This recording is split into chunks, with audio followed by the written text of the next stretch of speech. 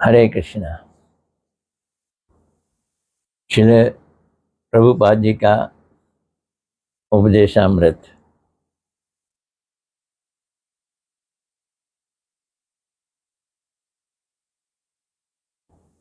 आज कुछ धुंधला धुंधला दिखाई दे रहा है मुझे अपना ही चेहरा। ठीक है, कोई बात नहीं। गुरुदेव को प्रणाम कर लेते हैं। नमो विष्णुपदाय राधिकाय प्रियात्मने श्रीमद् भक्ति वेदांत नारायण गोस्वामी इति नामने। श्री कृष्ण लीला कथने सुदक्षम औदार्य माधुर्य गुणैश्च युक्तम वरम वरेण्य पुरुषम महांतम नारायणं त्वां शिरसा नमामि।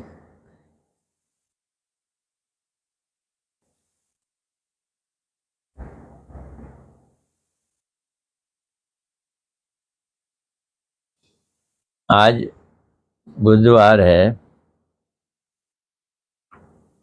कल वीरवार, परसों शुक्रवार। तो परसों मैं जूम पे भी आऊँगा, फेसबुक पे भी आऊँगा।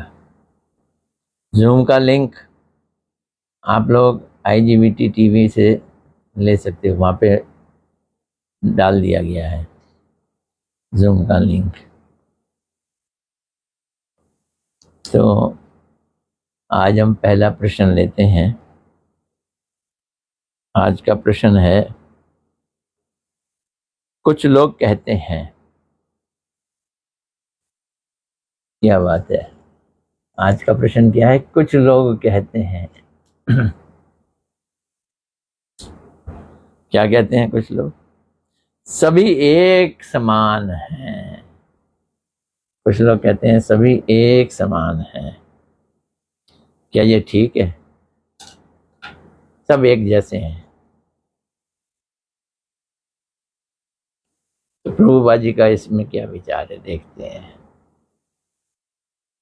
सत और असत, भक्त और अभक्त, पापी और पुण्यवान, शिक्षित और अशिक्षित, देवता और भगवान, सती और असती, धर्म और अधर्म, प्रकाश और अंधकार, आत्म धर्म और अनात्म धर्म तथा भक्ति और अभक्ति, ये सब क्या एक समान हैं? कैसे? ये सब तो विरोधी हैं, एक समान तो नहीं है। जिन्हें आंतरिक वस्तु का ज्ञान नहीं है, जिन्होंने वस्तु के तत्व संबंधी सूक्ष्म अति सूक्ष्म विचारों में प्रवेश नहीं किया है, उनके लिए सब कुछ एक जैसा होता है। एक ही जैसा नहीं होता। वो कहते हैं सब ठीक है, जैसा है सब ठीक है। एक अज्ञ बालक, अज्ञ मतलब बेवकूफ या जिसे ज्ञान नहीं है, अज्ञ बालक कह सकता है कि उसने जो कुछ टेढ़ी मेढ़ी रेखाएं खींची हैं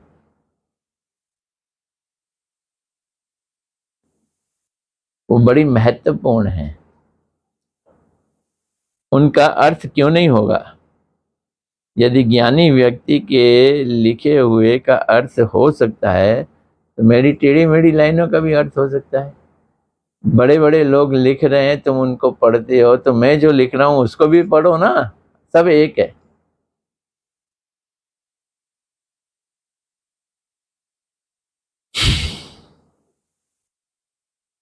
तो ज्ञानियों के लिखे का अर्थ हो सकता है तो उसके द्वारा लिखे हुए का भी तो अर्थ हो सकता है।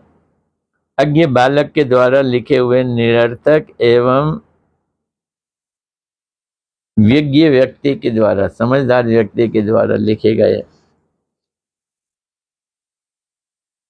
शब्दों में तो भेद होगा ही होगा। दिखाने वाले महापुरुषों पर मूर्ख व्यक्ति सांप्रदायिकता तथा पक्षपात का आरोप लगाते हैं। कौन लगाते हैं? मूर्ख लोग लगाते हैं। सांप्रदायिक है।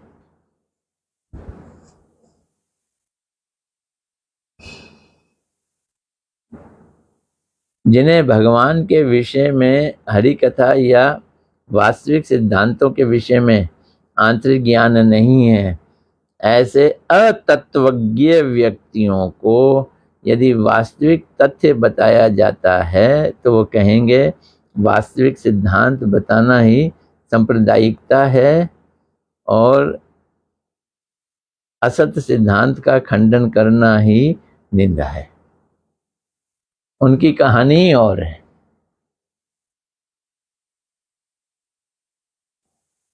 अगर हम ज्ञान देंगे तो बोलेंगे तुम सांप्रदायिक हो।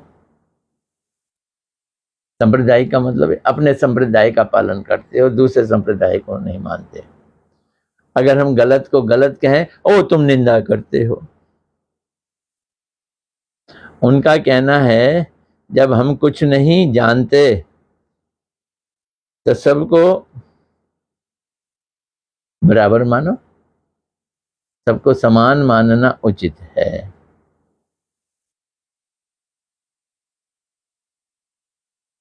तो असत को खंडन करें तो ये निंदा है और ज्ञान की बात बताएं तो ये सांप्रदायिकता है। इससे सब हमारे ऊपर प्रसन्न रहेंगे क्या कि हम सबको सम्मान दें, सबको बराबर मान लें। होगा कैसे ये? इससे सब हमारे ऊपर प्रसन्न रहेंगे और किसी के साथ हमारा मन मुटाव नहीं रहेगा। कब? हम जब कहें कि हमें कुछ नहीं पता, हम कुछ जानते ही नहीं हैं, हमारे लिए तो सब एक हैं, सब बराबर हैं, ब्राह्मण क्षत्रिय वैश्य शूद्र हिंदू मुसलमान वगैरह, नास्तिक अनास्तिक, धार्मिक अधार्मिक सभी बराबर हैं, झगड़ा ही नहीं होगा, सबको हम सम्मान दे रहे हैं। जिनमें भक्ति नहीं है, जो भगवान की सेवा की कोई आवश्यकता नहीं समझते, जो अपना यथार्थ आत्म कल्याण नहीं कर सकते, जो विषय भोग एवं प्रतिष्ठा के लिए ललायत रहते हैं, ऐसे लोगों के लिए भक्ति एक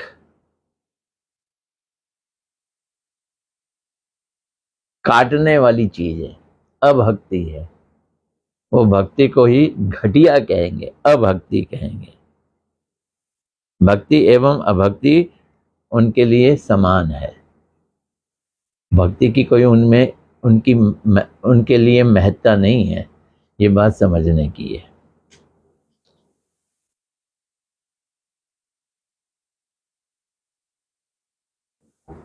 अब एक बड़ा अच्छा प्रश्न और आ रहा है, सेकंड प्रश्न।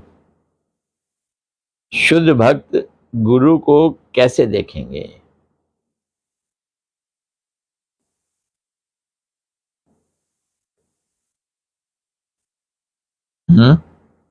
शुद्ध भक्त गुरु को कैसे देखेंगे? ये हमारे लिए बड़ी जरूरी चीज है। हम शुद्ध भक्त तो हैं कि नहीं पता नहीं, लेकिन गुरु को उसी तरह से देखें तो शुद्ध भक्त बन सकते हैं। साधारण लोग गुरु को एक रूप में देखते हैं और अंतरंग भक्त अन्य रूप में देखते हैं, ये फर्क है। गुरु कर लेने के बाद भी जो साधारण लोग हैं वो गुरु को एक तरह से देखते हैं। अंतरंग का शुद्ध भजन गुरु को अपना परम आत्मीय कृष्ण का परम प्रिय प्रीति का एकमात्र आधार नित्य सेव्य अपना जीवन स्वरूप एवं सर्वस्व मानते हैं। बाप रे बाप, कितने उन्होंने विशेषण दे दिए हैं। गुरु को कैसे मानो? मैं फिर बोल रहा हूं, अंतरंग या शुद्ध भक्त गुरु को अपना परम आत्मीय, मेरी आत्मा ही है, प्रिय परम प्रिय मानते हैं। अपना प्रिय, अपना परम प्रिय, और कृष्ण का भी परम प्रिय मानते हैं। साक्षात हरित्वेन समस्त शास्त्र किंतु प्रभोरिया प्रिय अवतस्य एव तस्या, प्रिय एव तस्या, उनके प्रिय हैं। गुरुदेव कौन है? उनके प्रिय हैं। किनके? भगवान के, कृष्ण के परम प्रिय, प्रीति के आधार। प्रीति यानी प्रेम के आधार है गुरुदेव।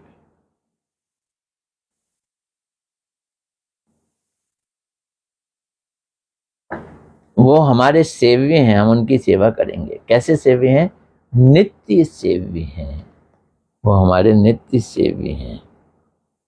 अपना जीवन स्वरूप एक सर्वस्व मानते हैं।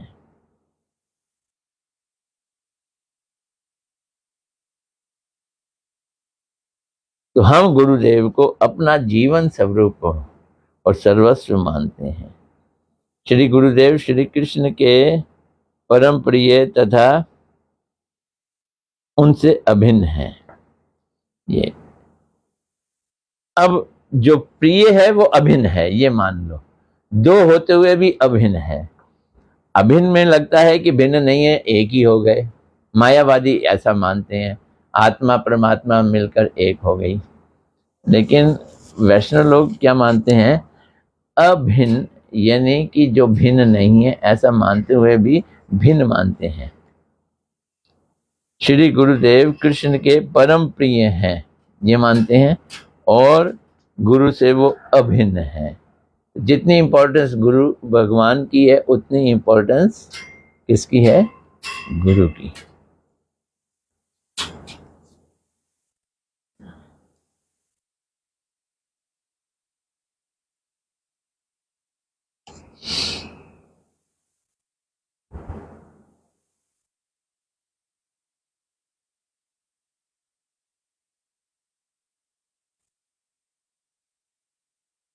अपना जीवन स्वरूप मानेंगे। आप मेरे जीवन हो। प्रेम में कह देते हैं ना जिसको, तुम तो मेरे जीवन हो। और अपना सर्वस्व मानेंगे। सर्वस्व, गुरुदेव आप मेरे सर्वस्व हो, सर्वे सर्वा हो। गुरुदेव कृष्ण के परम प्रिय तथा उनसे अभिन्न हैं। गुरुदेव का दास हुए बिना कृष्ण का दास बनने का लेश मात्र भी संभावना नहीं है। पहले गुरु दास बनना पड़ेगा, फिर कृष्ण का दास बनेंगे। जो गुरु के दास से या उनकी सेवा में नियुक्त रहते हैं वे ही शुद्ध भक्त या वैष्णव कहलाते हैं। तो भक्ति का मतलब है गुरु सेवा। गुरु सेवा में जो क्या शब्द यूज कर रहे हैं?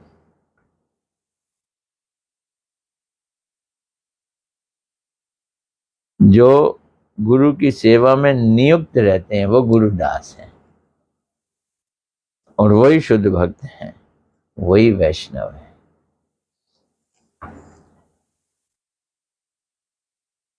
पाप युक्त नेत्रों से गुरुदेव का दर्शन नहीं होता। जिन आंखों में पाप है हम वो गुरु को नहीं देख सकते। पाप युक्त नेत्रों से गुरुदेव का दर्शन नहीं होता। मनुष्य दर्शन गुरु दर्शन नहीं है। गुरु को मनुष्य मानकर दर्शन करना यह गुरु दर्शन नहीं है। मनुष्य दर्शन गुरु दर्शन नहीं है। अर्थात गुरु को मनुष्य के रूप में देखना, उससे नरक जानना पड़ेगा। गुरु लघु नहीं होता है, या मनुष्य भी नहीं होते। ये हमारे शास्त्र कह रहे हैं। गुरु लघु नहीं है। गुरु मैंने वैसे ही भारी, गुरु मैंने हैवी। गुरु लघु नहीं है, गुरु भारी है।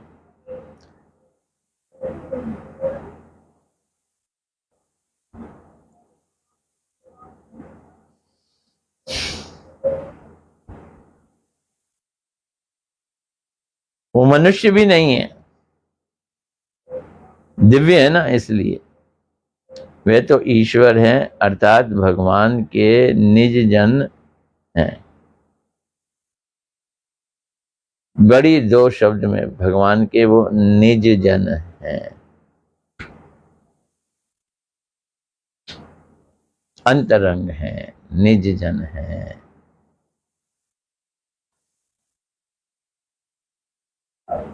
वे महापुरुष महाजन नामाचार्य कृष्ण प्रेष्ठ प्रिय हैं। क्या प्रभुपाद जी फ्लो में लिखते जाते हैं। महापुरुष हैं, महाजन हैं। महाजन जिस रास्ते पे चलते हैं हमें उस रास्ते पे चलना है।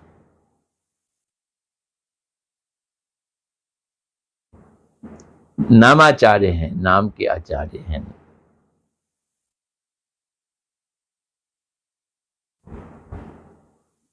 और कृष्ण के प्रेम प्रेष्ठ प्रिय हैं, कृष्ण के प्रेष्ठ प्रिय हैं। अब अगला प्रश्न ले लेते हैं। ये प्रश्न है, हमारे विघ्न नाश और अभीष्ट पूर्ण क्यों नहीं हो रहे हैं? दाल नहीं गल रही है, भक्ति नहीं हो रही है, हम अटके फटके मटके पड़े हुए हैं। क्यों भाई, क्या कारण है? प्रभुपाद जी क्या दो टूक उत्तर देते हैं। भगवान से अभिन्न गुरुदेव के प्रति हमारी मर्त्य बुद्धि और उससे उत्पन्न दोष दृष्टि दूर नहीं हुई है। गुरु को साधारण व्यक्ति मान,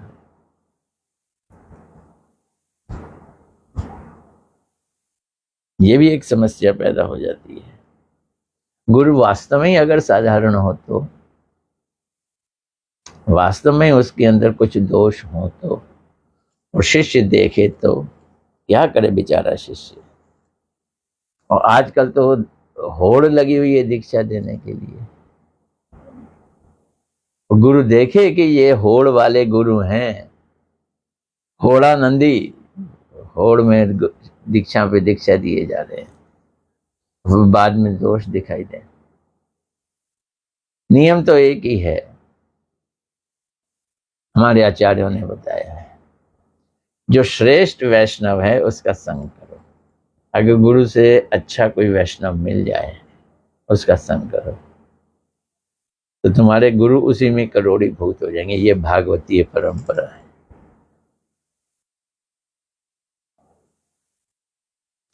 तो भगवान से अभिन्न गुरुदेव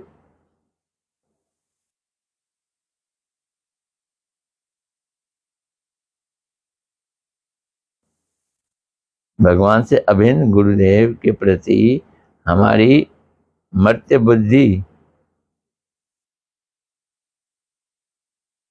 होने के कारण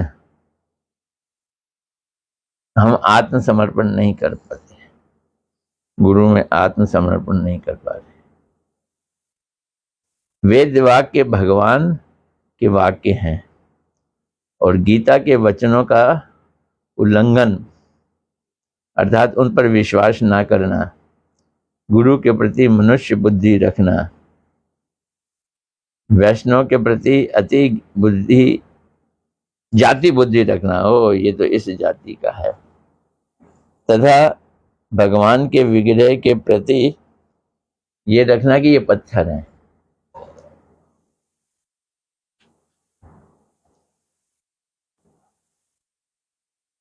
कबीरदास जी ने एक दोहा लिखा है, लोग कहते हैं मूर्ति पूजा के विरोध में लिखा है, पत्थर पूजे हरि मिले तो मैं पूजू पहाड़, पाहन पूजे हरि मिले तो मैं पूजू पहाड़। तो उन्होंने पाहन पूजे की बात कही है, पत्थर की। अगर हम पत्थर को पूजा कर रहे हैं तो उससे अच्छा है पहाड़ की पूजा कर लो, और तो बहुत बड़ा ही पत्थर है पहाड़। लेकिन लेकिन लेकिन लेकिन एक बात समझनी है, ये क्रिटिसाइज पत्थर की पूजा को कर रहे हैं। अब एक मनुष्य मूर्ति में पत्थर देखता है, मूर्ति में भगवान नहीं देखता, तो उसको क्या कहोगे? वो मूर्ति में जो भगवान को नहीं देख रहा, मूर्ति में पत्थर देख रहा है, उसके लिए कह रहे हैं कबीरदास जी, भैया तू पत्थर ही की पूजा कर रहा है, इसमें भगवान देख ही नहीं रहा, तो जाके पहाड़ की पूजा कर ले। लेकिन जो मूर्ति में भगवान को देखते हैं वो पहाड़ पूजे वाले नहीं है, पत्थर पूजे वाले लोग नहीं है, वो श्रेष्ठ हैं। तो भगवान से अभिन्न गुरुदेव के प्रति हमारी कर्म बुद्धि और उसके अपराध सेवा श्रेष्ठ नहीं हुए, इसलिए हम उनके श्री चरणों में निष्कपट रूप से आत्मसमर्पण नहीं कर पा रहे। अब गुरु को हम मरने वाला सोचे, मृत बुद्धि वाला समझें, साधारण मनुष्य माने, तो अब हम गुरु के शरणागत होना चाहते हैं, कितना शरणागत हो जाएंगे? हो ही नहीं पाएंगे।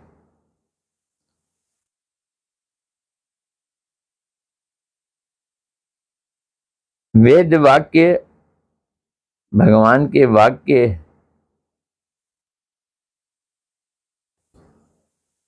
वेद वाक्य, भगवान के वाक्य एवं गीता के वचनों का उल्लंघन करते हैं वो लोग, और उन पर विश्वास ना कर गुरु के प्रति मनुष्य बुद्धि रख, वैष्णव के प्रति जाति बुद्धि रखते हैं कि हम वैष्णव का संग करेंगे जो ब्राह्मण होगा, वैष्णव के प्रति जाति बुद्धि रखते हैं, तथा भगवान की विग्रह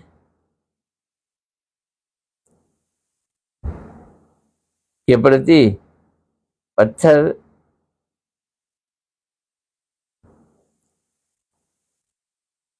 लकड़ी मिट्टी ऐसी बुद्धि रखते हैं। लकड़ी की मूर्ति है, जगन्नाथ बलदेव सुभद्रा जी, दारू भ्रम, इतनी बड़ी लकड़ी है ये, तुम लकड़ी की पूजा कर रहे हो? लकड़ी नहीं है, जगन्नाथ हैं।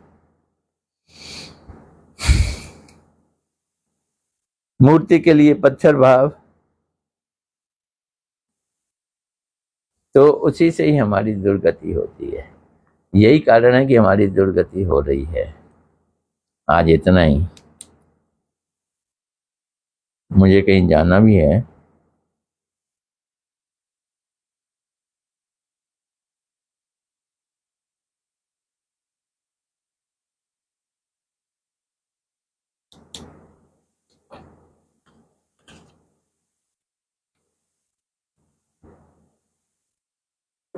देखें आज कौन कौन आया है। मणि मंजरी दासी, हरे कृष्णा, धन्यवाद। पूर्णिमा भाटिया, हरे कृष्णा, धन्यवाद। और ये कौन है? मीना शर्मा जी, हरे कृष्णा, धन्यवाद। अंशिता दुग्गल, हरे कृष्णा बेटे, हरे कृष्णा, धन्यवाद। मनीष मानो जी, हरे कृष्णा, धन्यवाद। कल मिलते हैं और परसों फेसबुक पे मिलने की कोशिश करेंगे। हरे कृष्णा।